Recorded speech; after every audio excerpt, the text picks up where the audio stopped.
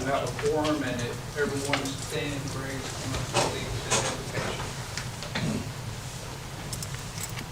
Lord, we thank you for this time. We thank you for the people here. We pray that you will lead and guide us in all the decisions that we have to make today. Pray that you will look after all the people in this country, in the state, county, city.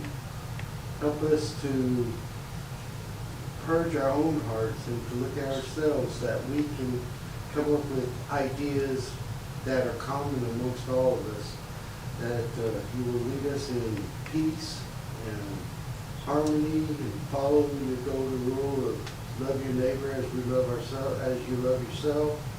I pray that you will watch after each and every one of us after the meeting is over and lead and guide us in all decisions.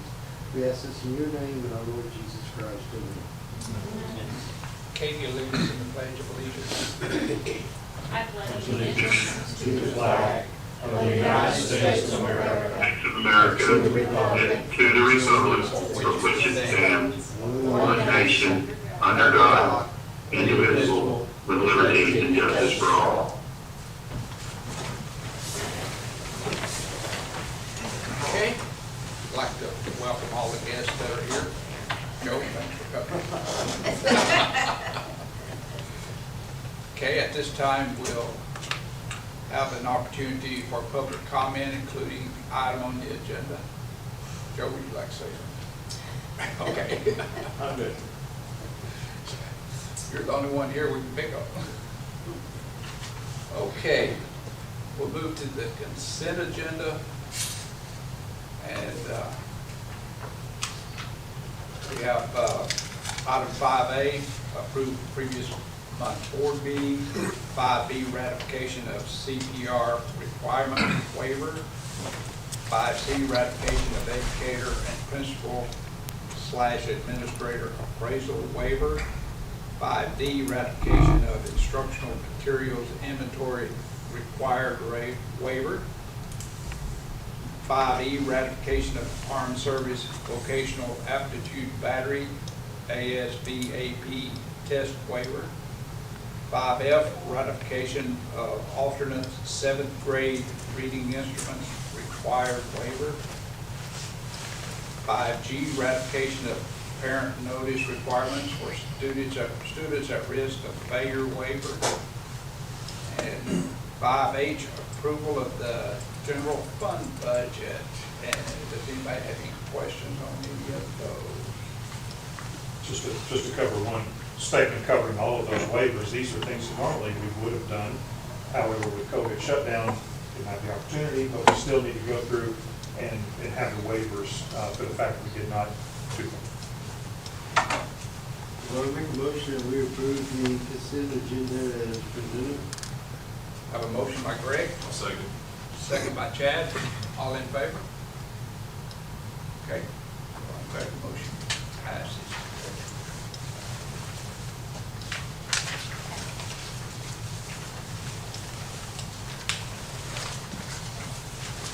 All right.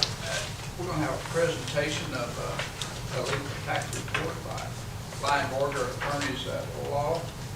And Charles is online, right? Yes, I sure am. Can you hear me? I can hear you, Charles.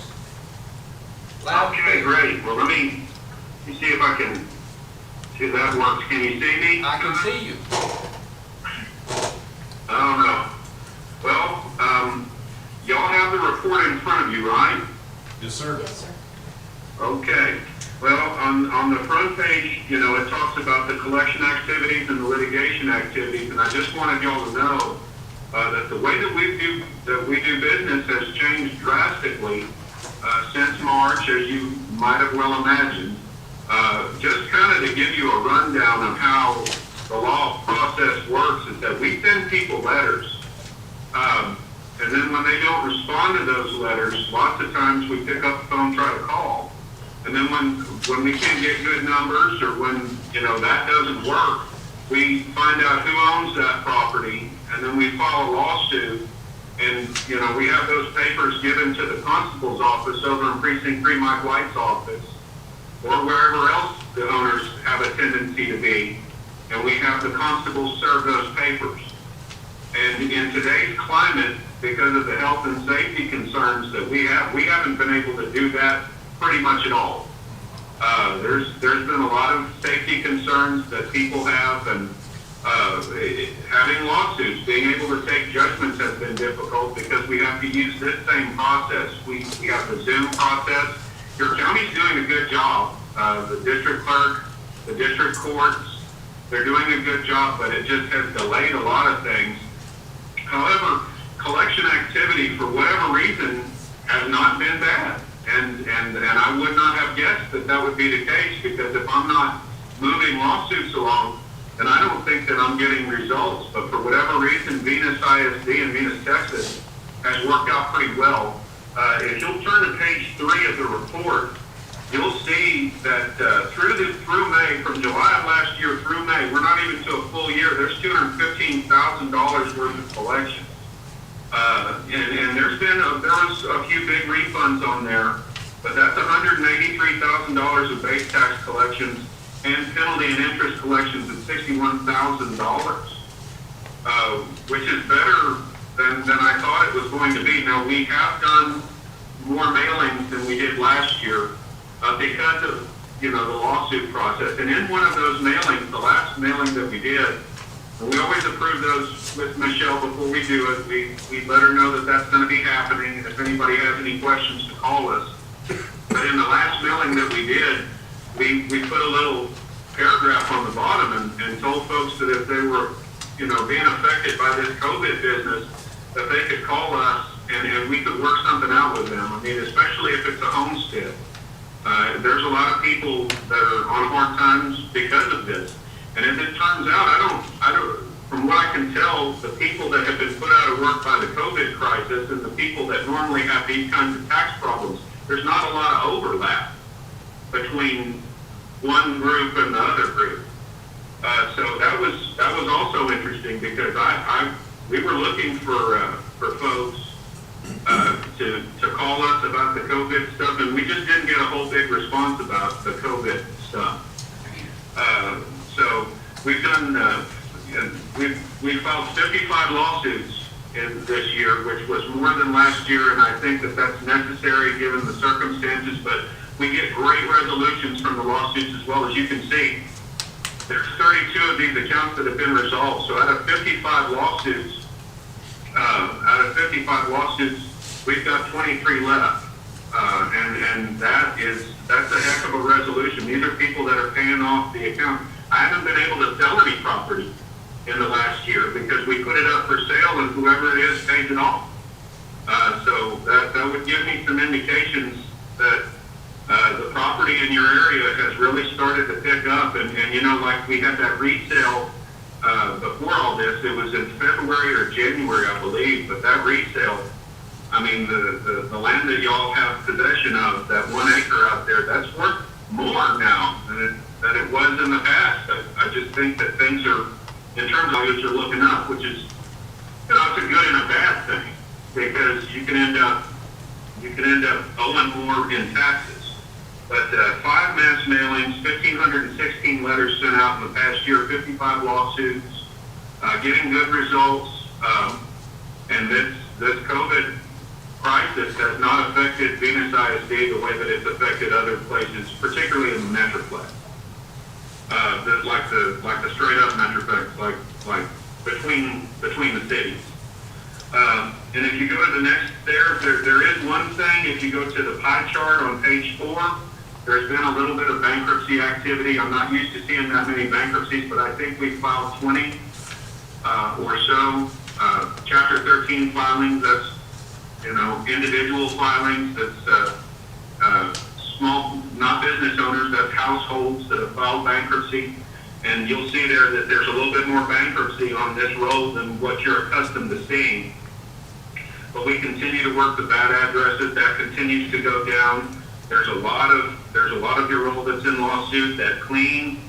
We keep mailing and we keep getting good results from the mailings, and that clean section, the red section, continues to be whittled down. It's a big process, but it's really working. It's working. the way that we want it to. I wish I was there. I could, you know, I feel like I'm talking to the computer. I mean, I know y'all are over there, but it feels weird. It feels weird, but if you have any questions, let me know. But overall, we've got June and July left on the collections, and we feel like we can end the year strong and that we can put you into a good percentage despite all of this. So if you have any questions, I'm here. Charles, it's Chad Sutton. My only concern is, you know, how are the bankruptcies? I just see that bankruptcies going up here in the near future, but, I mean, I'm sure that's the case for a lot of districts. Yeah, and it already has in the Metroplex. We're starting to see more Chapter 13 filings. I've been in this business a while, and the big spike was in 2008 when a lot of folks were upside down in their homes. Yeah. And they were filing bankruptcy to protect that asset. So we're on it. We have a big bankruptcy department. If anything big tries to happen, if one of your big businesses files a Chapter 11 filing or something like that, I'll let you know. But there hasn't been a big employer file bankruptcy, and I think that that's overall a sign of business health in the community. It's you know, the Chapter 13 filings, you know, come from folks losing jobs, and that's tragic in and of itself. But you know, if you have one of your employers file bankruptcy, that's the tough one, because that affects a lot of people in town, not just one household. Bill, on Chapter 13, do I understand correctly, on Chapter 13, they still have to pay taxes? Yeah, That's the Chapter 13 is when you're just one family, one household. It's designed, the Chapter 13 filing is designed by the federal government to say, okay, I've got more debts than I've got income and I need help. And you file a Chapter 13, and that puts the brakes on all collection activity, even us. So what we do in a situation like that is we file what's called a proof of claim on your behalf. Now, Venus ISD is either going to be in the Dallas bankruptcy courts or in the Fort Worth bankruptcy courts. We'll represent you in either. But you file in one of those courts, we file a proof of claim, and what happens is that all of the qualified debts that this individual has is put into a big pile. They make monthly payments for 5 years, and at the end of that, all of their consumer debts that aren't paid through those payments over those 5 years go away. Well, taxes are not a consumer debt. Taxes don't go away in bankruptcy, but there are a lot of lawyers out there that represent bankruptcy people, that represent, you know, people that have filed bankruptcy, and they'll tell you that they are. So it's the job of guys like me and Cheryl Knight, and particularly in the Dallas office, that go to each of those areas, and we make sure that the Venus ISD is included in those bankruptcy plans, and if they're not, then we have a hearing in front of the judge, make sure of that, and then even if the debt is not paid off in full by the end of the plan, we make sure that what's left is still collectible and that there's penalties and interest on it the way that Texas law provides. That's our job with bankruptcy. And we've seen a few more of those than what we're accustomed to. But it's nothing to be alarmed about yet. But it's just more than there was last year. Okay. Thank you. Yeah. Okay, anybody have any more questions or comments? All right, thank you, Charles. Thank you, Thank you. Peter. I'm sorry I couldn't be there. Thank you so much. We appreciate your business. If you need me for anything, get my cell phone from Michelle or from Mr. Hopper. I'm here for you. Thanks, Charles. Appreciate it. Thank you. Thank you so much. Okay, we'll go to item 7, consider approval of a attestation, I hope I pronounced that right, waiver, closed but committed to providing instruction. This is the one waiver that we did have to separate out from the others. And what it states is, because obviously we would not have to do this had it not been for COVID. So this just simply states that the school was closed but that we were committed to providing instruction. So that's essentially what it says. Did I pronounce that close? Attestation. Attestation. Well, no more than you have to say it in your lifetime. I don't know what that's- Maybe if I practice sometime. I don't think I can still say. it. Hopefully it's the last time you'll have to say that. Probably will, probably. Anybody have any questions or comments? Anybody want to make a I motion? make a motion that we, I guess, approve for filing this waiver. Yes, sir. Got a motion by Craig, I'll second. second by Chad. All in favor? All in favor, none opposed, motion passes. Okay. Item 8, discussion concerning classroom availability at Venus High School and projected needs for the fall 2021. Yeah. This has come up recently because of our discussion about portable classrooms. And so I wanted to get a little bit more information, specific information as far as our plan for classrooms for the high school. And so I was able to get that, and I just want to give it to you so that as we go forward, you see what we're talking about. So basically what this does, and clearly there's no action to take on this tonight, but using the enrollment figures that we left the school with, that's what this is based on. Now, one of the interesting things, of course, is that we don't know right now what our enrollment figures are going to be when we come back. Are they going to be increased? Are they going to be decreased? We don't know. But if they did not change, this is what we're looking at. If you go to the bullets here, I'll just kind of try to summarize it quickly. Goal Academy. And these are the students who are in the accelerated program, alternative program. Right now, they have to meet in the cafeteria. We put them off over to the annex rather than to have a dedicated location for the program. If we can make that work, that's what we're doing. As we move forward. Now, we're doing things like we're using the space under the bleachers in the A gym for our in-school suspension. We did that all last year. Is it causing a problem? It's really not, but I mean, that's where we are as far as space is concerned. The next one, one of our coaches would have to float. I say coaches, one of our teachers would have to float. And what that essentially means is we don't have a dedicated classroom that's available all day for them. And so they would simply go from one location to the next as the other teacher is on conference. Okay? So in other words, you've got a conference this period, so I'm going to teach a class in there during that period. Well, the next period you're on conference, so then I'll go and I'm going to teach a class in that, and that's where my students will be assigned. Now the problem with that is, besides the fact that I can certainly do that, I mean, schools have been doing that forever. As you get large and you aren't quite ready to have a bond yet, or so this is not unusual to do that. But what happens is now that we finally got phones in classrooms, we did that last year. Now teachers on their conference period, well, they can make phone calls to parents. One of our big pushes this year is partnerships with parents and making those phone calls. Well, now if I'm going to teach a class in your classroom during your conference period, you're going to have to make your phone calls elsewhere. Okay, you're going to have to find another place. So it's a domino issue. So I wanted you to see that again. If we came back with the same number, of course the problem is we don't know what that number is yet. But I wanted you to see what that would look like if we did. So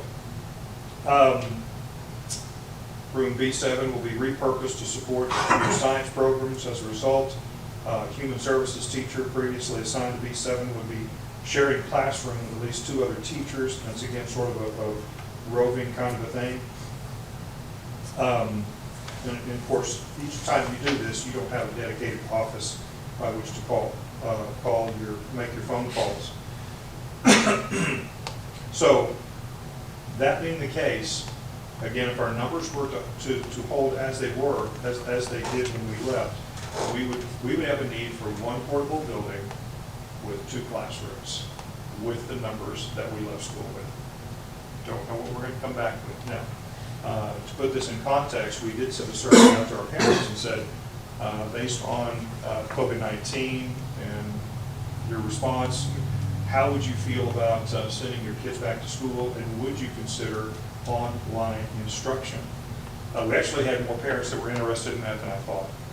Now, I will tell you that we only got back just right at 50% of our surveys, which quite honestly, that's a pretty high percentage for a survey. But at 50%, about 25, just under 25% of those indicated an interest in doing online instruction. Don't know if those numbers are going to hold. I simply don't know if those numbers are going to hold, and I guess I'll just have to stop with that. Right now, we've seen a resurgence in just the last few days based on any number of factors. You know, how is that going to affect Venus? Again, we don't know yet. So there are a lot of intangibles to this, a lot of things that we don't know yet. What we do know is if none of this happened at all, we would be looking at a need for at least 2. We were talking at one time about 4 classrooms. So as we go into this, we do know that we start the school year and that need becomes apparent. You know, we talked about we could probably take some action and do something pretty quickly. So we'll include that in our budget for next year. But I just wanted you to know, with eyes wide open, going in, what that looked like. Any questions? As far as the whole Boy Scout motto, be prepared, I think you ought to look at at least 2 classrooms in here before the start of school year. Because we don't know, but just to be ready just in case. When our students do come back full force, there's no question that we will need those. So, But we don't know for sure, so probably better be ready just in case. we can be prepared. We don't honestly know if they ever will come back full force. Yeah. Some of these changes may end up permanent. Well, you make a good point, and so one of the things I did want to address too, and is tomorrow at 3 p.m., the commissioner is going to have another informational piece for us, and he's going to give us some updated restrictions for the fall. Now, we know that there's enough time between now and the fall that there's probably going to be at least 1 and probably 2 updates to those restrictions as we move forward. So I think that what we need to do is this. I think we need to seriously look at probably calling a special meeting to do nothing but discuss options. If this, then what are we going to do? For instance, given current restrictions before tomorrow, we could put about 15 kids on a 72-passenger bus. What does that mean for us as far as transportation is concerned? I mean, realistically, what does that mean? So we have to look as a school district and say, how are we going to operate this way? So that's something we have to answer. We have to have option A, B, C. The other thing is, given those restrictions, once we have those data tomorrow, let's take a look at what that means. How many students can we put in the cafeteria at one time? So we can't put all the kids in the cafeteria. We already have 3 lunches on our secondary campuses. And we have with our full cafeterias on all of our campuses, if we're going to have social distancing, we can't feed them all in the cafeteria. Well, we don't really want to start lunches at 9 o'clock in the morning and stream them out till 2:30. So the only way to do it is we have to, A, have fewer kids on campus at one time. And what's that going to look like? Well, half the kids stay home at one time. Maybe even a third of the kids stay home at one time. How many of those kids are going to be online learning? If we have those kids at school and we can put them in our classrooms, but we can't put them on the cafeteria, how many of those kids are we going to feed in the classroom? If we feed those kids in the classroom, who monitors those kids? Because teachers are required to have a duty-free lunch. And if the teacher's in there with the kids, it's not a duty-free lunch. You see again, that here come the dominoes. So we need to have probably a meeting where we simply talk about here are the restrictions, here's what we're bound to do, and now as we look at those options, what's going to be best for Venus ISD. So we'll see what the commissioner says tomorrow, and then we'll look at possible dates for a meeting to do that. we would certainly want to set up. If we had to, how soon would it, how much time would it take to get one in place? A portable. Oh, this particular, we talked with the vendor nearby that can literally build one in about a week. So the idea that we could probably, if we chose, the day we chose to do that, made the contact and did everything we need to do to fund it, also to order it, to put it in place, probably a month, 6 weeks. And I'm ballparking that list, but Sometimes next month, we need to make a decision, for sure, one way or the other. Sounds good. Anybody have any more questions or comments? No. Okay, we'll move to item number 9. Consider approval of iPad lease and purchase agreement or purchase for Venus Primary School pre-K first grade students. before we get into the, you know, the reason we're looking at this is because, once again, we're looking at online learning for all of our students. We've got Chromebooks now, elementary all the way through high school. We really don't have anything for primary. And principal of primary feels like, the iPads would be the best use for them. And so that's why we're looking at this purchase. So, No, it makes sense. I mean, they're much more interactive for those younger kids, so, you know, tablet or something, well, you know, small, I'm talking about, but, yeah, I agree. So we're looking at leasing or buying. I think purchase, only because after looking at the CARES Act and knowing that technology needs is one of the options for the CARES Act grant, that we can use that and go ahead and purchase and not have to budget for it in the next 3 years and get it out of the way. it's just done that way. It is 100, and with the license that we have to purchase with it for 460 units, it's $144,900.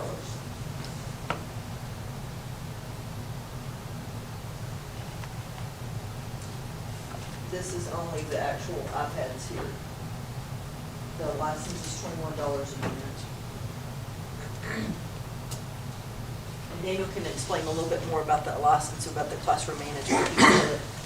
What that does is it allows us to be able to manage those iPads. To manage that amount of devices, we've got to have what's called a mobile device management system. The mobile device management system that I have worked with in the past, that I know a lot of people have worked with in the past, is called Jamf. And it allows us to be able to push and pull apps to those iPads at a moment's notice.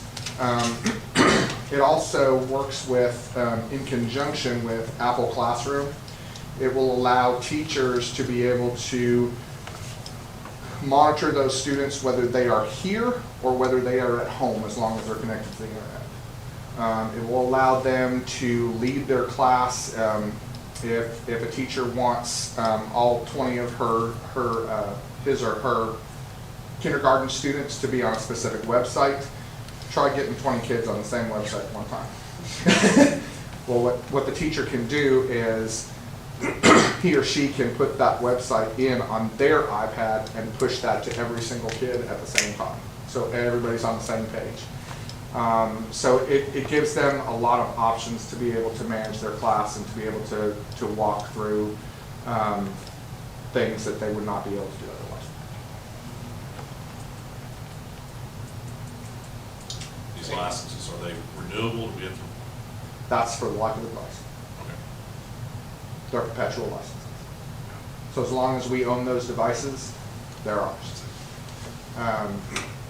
And it has been my experience that, like Mr. Sutton was saying, that The babies, they really operate better with iPads than they do with a keyboard, because they're trying to get that manual dexterity going, and that the iPads are really good for that.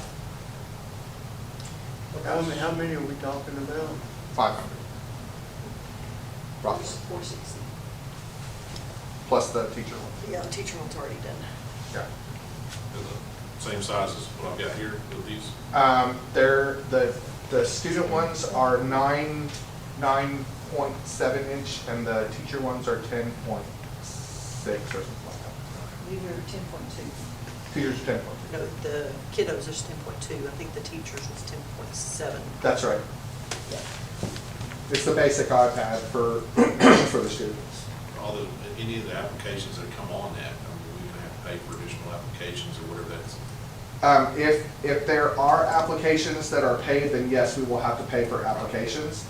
But there will be a process and a procedure for that, which will have to go through the principal, the department head, blah, blah. It'll have to go through my department to be able to make the purchase. Most often, for example, if we're buying, if there's a specific app that's $1 per license. Most often, if you buy 20 or more, there's a discount. They usually discount like 50%, and so it's like 50 cents instead of $1. And then that's all purchased on the back end, and then those are pushed through, and I can push and pull those at any time. So these 20 people need this app, okay, now they don't, now these 20 need them, I can push and pull and then push them to them. PO process or whatever, just to. Yeah, it'll be a PO process. There's all kinds of apps, so just. We won't let them be able to add that. No, They're not gonna be bad apps. Or It has to games. go through Daniel. no, it'll have to go through the mobile device management system. That keeps everything uniform. It keeps us compliant. Right. Okay, good. Mr. Nasworth said the apps we're currently looking at are all free or included with the software we currently own. Okay. What about servicing? Servicing them? Yeah, what about servicing? Well, there are extras built into this for growth and for damage. Well, there's a company that I've worked with in the past that does repairs on them. So if there's a broken screen or if there's something like that, we're also getting really, really good cases. To be completely honest, it has been my experience that with these younger kiddos, very rarely is there a problem with the device as far as breakage or whatever. It's usually, if there's something wrong with it, it's going to be a manufacturer's issue. The biggest problems that we have is with teachers breaking them, not the students. I would say give them to high school kids, they'll all be broken. Yeah. But the cases that we're getting for them are very very protective, and you know, not only that, like Nasworth has said several times, you know, they're only dropping them from this far, so.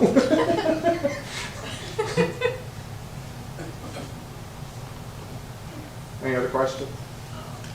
Anybody have any more questions? I don't know, I mean, I think it'll be a good thing for those kids. Okay. Anybody want to make a motion? I'll make the motion Purchase or lease?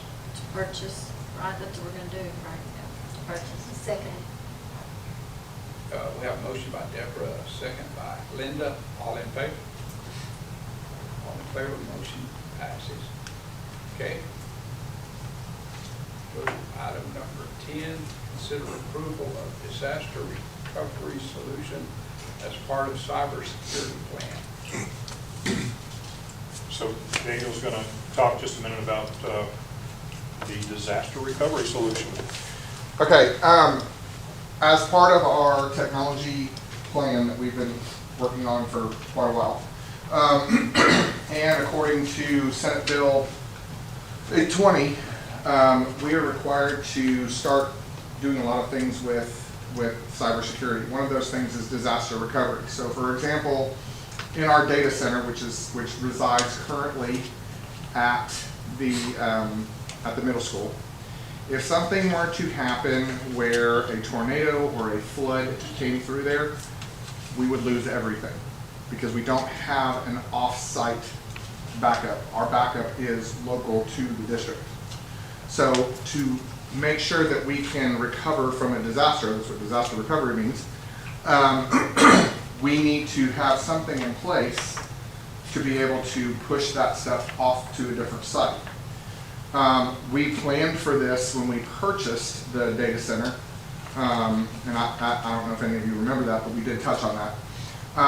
What we purchased, the storage unit that we purchased is called the Datrium, and it has software available in that to be able to take those, what we call snapshots, basically taking a very quick picture of each server.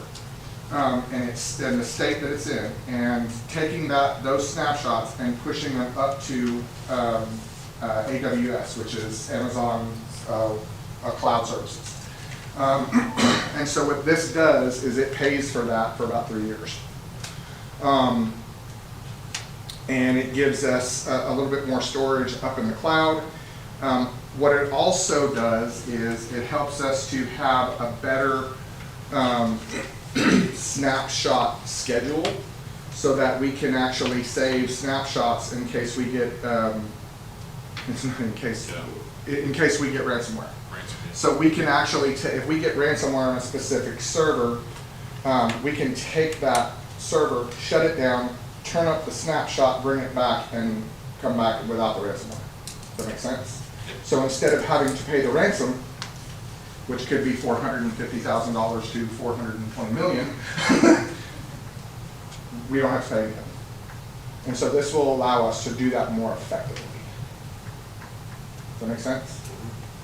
I know a year ago, I brought this up to you about this kind of type of situation, having some redundancy and some backup. We weren't prepared for it, so I think this is well worth it. But this is just one of those steps that we have been planning to make. It's just we're at that point right now where we need to make that step. And that's part of the Texas cybersecurity framework. Go ahead. If you remember just what was about within the past year, our city was hit with ransomware. And they're now targeting schools with increased number of hits. I mean, schools aren't prepared for this. I mean, outside of, corporate companies are more prepared, but school districts are not. Well, it's not a matter, and ask anybody that works in cybersecurity. Yeah. It's not a matter of if we get hit, it's a matter of when. We've already had a cybersecurity attack. It's not been a ransomware attack, but we have been attacked already. We had a denial of service attack probably about a year ago. We were able to mitigate it very, very quickly. We were able to shut it down. But I mean, it's things like that show you that it's out there, and there have been schools that have been hit with it. And it's not going away. No, it's not. It's not going away. Well, And especially as we are, if this situation that we're in right now continues to occur, there's going to be more opportunity for that. And so we're going to have to grow our cybersecurity plan, which is already in the plans. We've already talked about it, to endpoint protection and stuff like that. So we're making plans to continue beefing up our cybersecurity because we have to. If we approve this, Daniel, when will it go into effect? I'm sorry? If we approve this, when will it go into effect? Probably within the month. It's not going to take long to get that going. I'm sorry, with all this new, with all, online learning and us all teachers having to work remotely, I mean, is there a need for VPN access for administration and teachers? I mean, everybody's working on this. VPN access opens up A secure network, but I just, whole big, it goes against my better judgment. If it's something that we wind up having to do, then we'll do it. It is a security risk. I just look at it, Huh? wanting Explain that to to, them. for Zoom meetings, VPN. et cetera, but. VPN means virtual private network. So in other words, if I'm at home and I open up what's called a VPN client, or virtual private network client, I can have my computer, my laptop there. I open up my VPN client, and it presents me a login. And I use that login, the same login that I would use to log on here if I was here on this network. And it's almost as if I am on that network. Virtual private networks are not as secure as they used to be. And so it kind of creates a tunnel, but a lot of times those tunnels can be hacked. And so,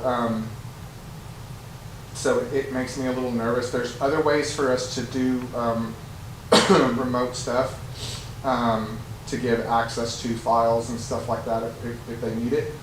And we're working on that as well. We are getting additional bandwidth installed. Right now we have a 10 gig line from region 11. We are getting another 10 gig line from from Nextlink. So they will work in tandem. So they are not a failover. It's additional bandwidth. And we're getting that through here. So that'll kind of help us with our traffic to give us more bandwidth should we need it. And I don't want to confuse the issue, but while we're on, because it doesn't have anything to do with this, but once you explain to them the pen testing we're talking about doing as well. Okay. Pen testing and vulnerability testing is another part of the Texas cybersecurity framework, which is also we get that they kind of basically built that framework from NIST, which is the National Institute of Security, something or other. But it's the National Cybersecurity Framework.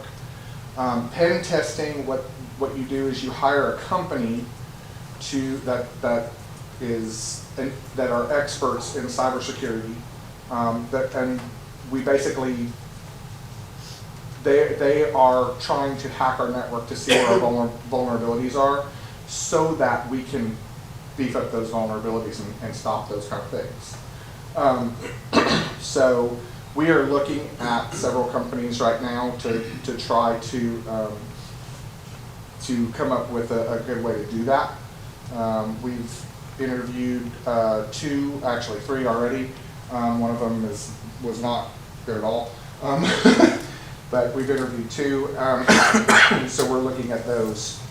And what that does is there's vulnerability testing, which kind of shows our vulnerabilities, and then there's penetration testing, both inside and outside. Penetration to kind of see if they can get through our firewall, and then if they're inside and they, like if a student or even a teacher is inside, to see if they can penetrate the security that we have in place inside and outside. Does that make sense?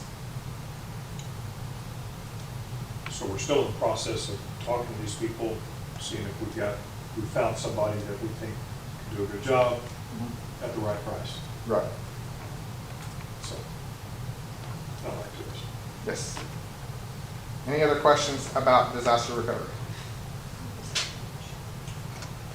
Will you go over to the second page on that information? If I can see it, yes. Les asked me a question. It's the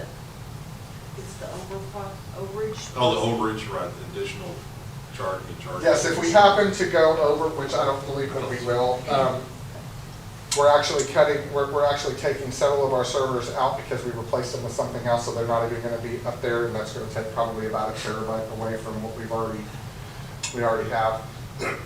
So that's if we go over our allotted space that we've got in AWS, in Amazon Cloud Services. So we have a limit of 5 terabytes up there. So if we go over those 5 terabytes, which we won't. I just don't see how that good, but, Well, it's our possible. storage node has a capability of 26 terabytes usable space, and we're not even using all that. So we've got plenty of room to grow. So all we'd have to do is, and it comes in like 5 terabytes, and then they sell it by terabyte, or you can do 5 terabytes more. So if we start to see that we're going to go over, we'll come back and go, okay, we're gonna reevaluate. Right. Can we cut anything that we don't need? Like I said, right now we have 1, 2, 3, 4, 5, 6 servers that were print servers, but we replaced them with our new print solution. So those are going away. So that's probably about a terabyte worth of space that we're not even going to be using. So those servers are just going to go away. We don't need them anymore, those virtual servers.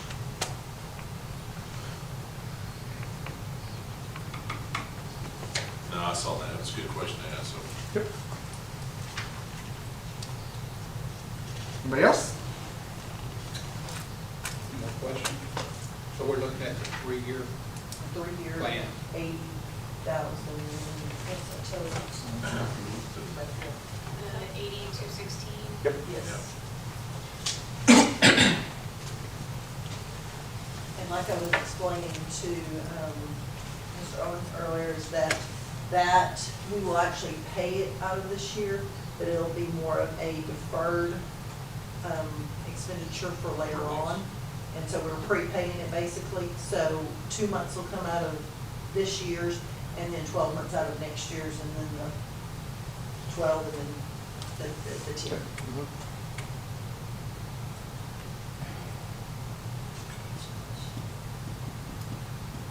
Okay, if there's no more questions or comments, I'll make a motion that we approve disaster recovery solution as part of our cybersecurity plan with the 3-year plan. Second. Okay, I have a motion and a second by Linda. All in favor? All in favor, none opposed, motion passes. Okay. Item number 11, consider approval of designation of official board voting delegate and alternate to TASB delegation assembly. Anybody No, know? no. I will, I'm fine with this, being the delegate. Nobody else wants to. Anybody on our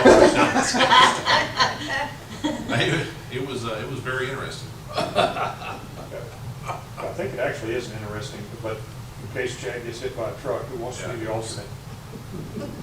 I'll be the alternate. Okay.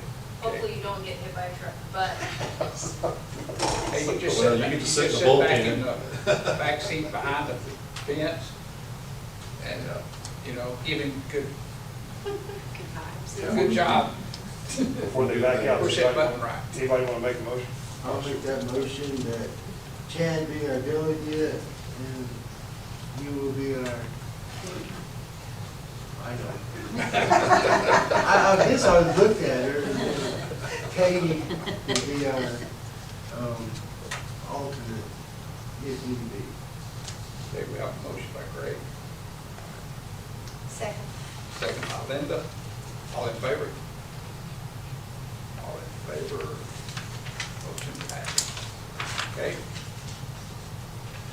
We'll go into executive session at 7:49 for 551-072, 551-074, and 551-076.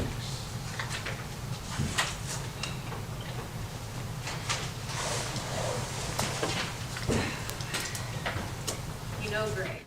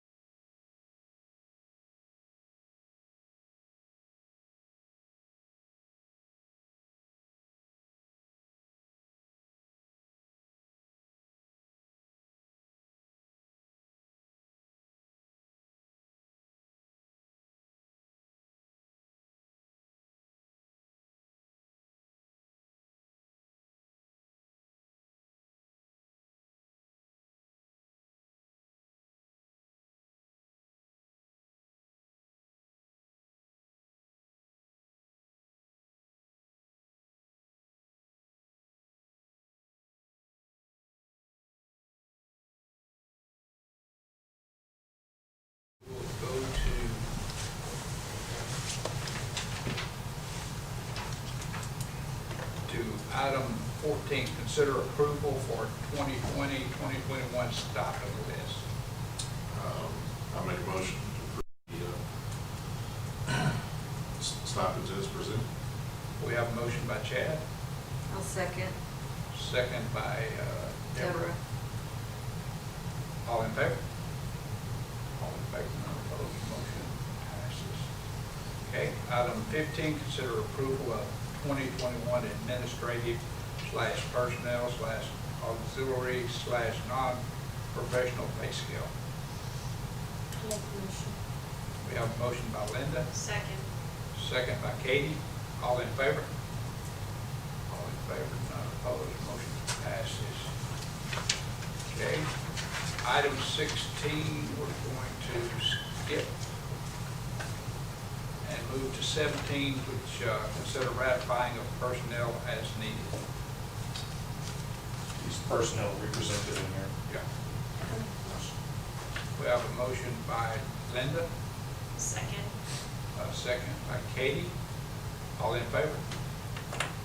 All in favor, none opposed, motion passes. Okay, item 18, consider approval of hiring temporary summer workers for technology and maintenance department. So what we're talking about is the positions. We certainly don't have people at this time, and we talked about, we have those numbers up. 2 for technology and 6 for maintenance.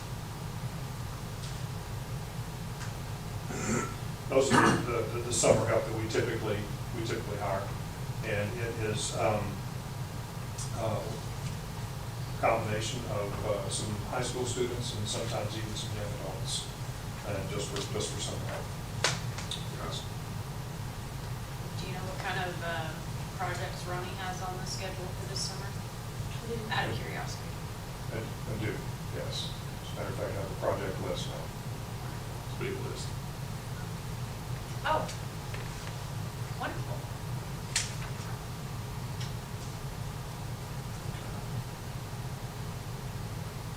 Does he have a summer list up there with it also, Liz?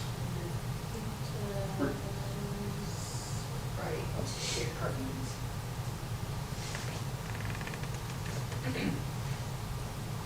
Well, I'm gonna make a motion to consider the approval of hiring temporary summer workers for technology and maintenance. I'll second. Okay, we have a motion by Chad, second by Katie. All in favor? All in favor, none opposed, motion passes. Okay. Go to item 19, reports, superintendent. You know, the only thing I have at this point is that, again, tomorrow I will send out information regarding what the commissioner gives. You are sure to see it, as Les mentioned, on the 6 o'clock news. Nonetheless, I'll send out, and we may want to again discuss scheduling a meeting in the next couple of weeks to kind of process, depends on what information we get. Okay. Chief Financial Officer report. Questions? Any questions for Michelle? Okay. Anybody have any questions on the other reports? Comments?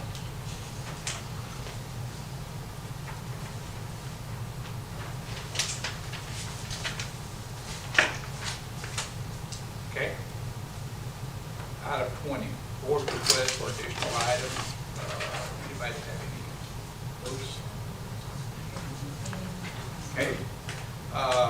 Next. Yeah, hold on, Liz. Mr. President, I apologize. I should have brought this up during the other reports, but you have at your spot there. Each of you have a copy of the summer sports specific schedule, and this is something that Mr. Moore had prepared. So just sort of an FYI, so that you can see what that group is doing. I'll be talking with Mr. Langdon soon about